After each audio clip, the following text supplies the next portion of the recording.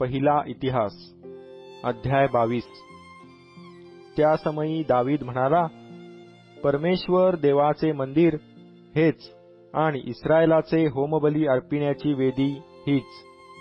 Israel देशात जे परदेशीय राहत होते त्यास एकत्र करण्याची दाविदाने आज्ञा केली आणि देवाचे मंदिर बांधण्यासाठी चिरे घडून तयार करण्यास पाथरवट लाविले। आणि दाविदाने दाराच्या कवाडांसाठी खिळे आणि सांध्यांसाठी पुष्कळ लोखंड, अपरिमित पितळ व असंख्य गंधसरू ही जमा केली। सिदोन व सोर येथल्या लोकांनी गंधसरूची पुष्कळ लाकडे दाविदास आणून दिली।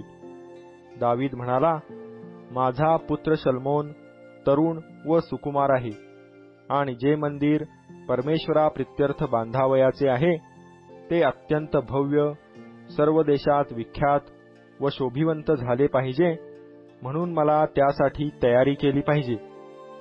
या प्रकारे दाविदाने आपल्या मरणापूर्वी पुष्कळ तयारी केली। मग त्याने आपला पुत्र शल्मोन यास बोलावून इस्रायलाचा देव परमेश्वर याच्या प्रित्यर्थ मंदिर बांधण्याची आज्ञा केली। दावीद आपला पुत्र शल्मोन यास म्हणाला, माझा देव परमेश्वर याच्या नामाप्रित्यर्थ मंदिर बांधावे असा माझा मानस होता खरा, पण परमेश्वराचा आदेश मला प्राप्त झाला की तू बहुत रक्तपात केला आहे आणि पुष्कळ युद्धे केली आहेत। तुला माझ्या नामाने मंदिर बांधावयाचे नाही, कारण तू माझ्या देखत पृथ्वीवर पुष्कळ रक्तपात केला आहे।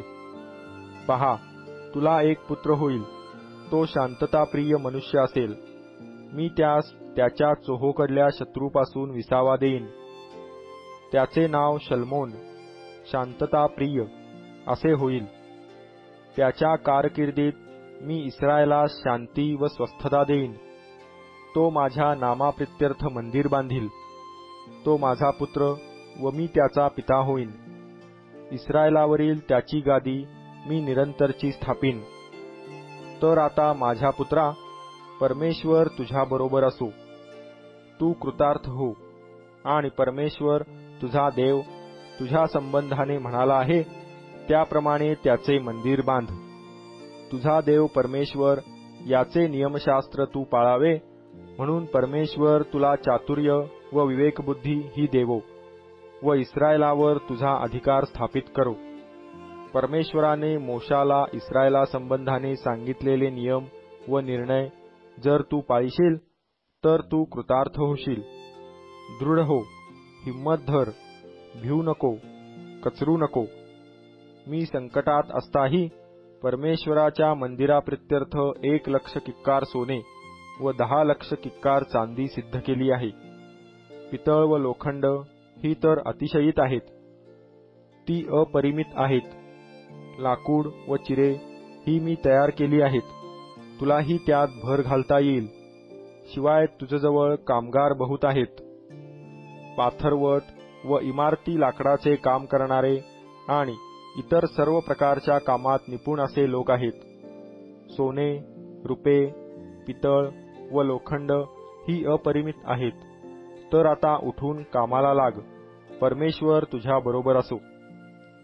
दाविदाने इस्रायलाच्या सर्व सरदारास आज्ञा केली की माझा पुत्र शल्मोन याला सहाय्य करा। तो म्हणाला, तुमचा देव परमेश्वर तुमच्या बरोबर आहे, नाही काय?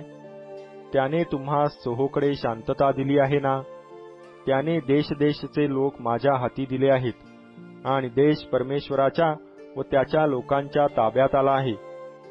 तर आता तुम्ही आपला देव परमेश्वर यास जीवेभावे शरण जा। उठा, परमेश्वर देवाचे पवित्रस्थान बांधावयास लागा।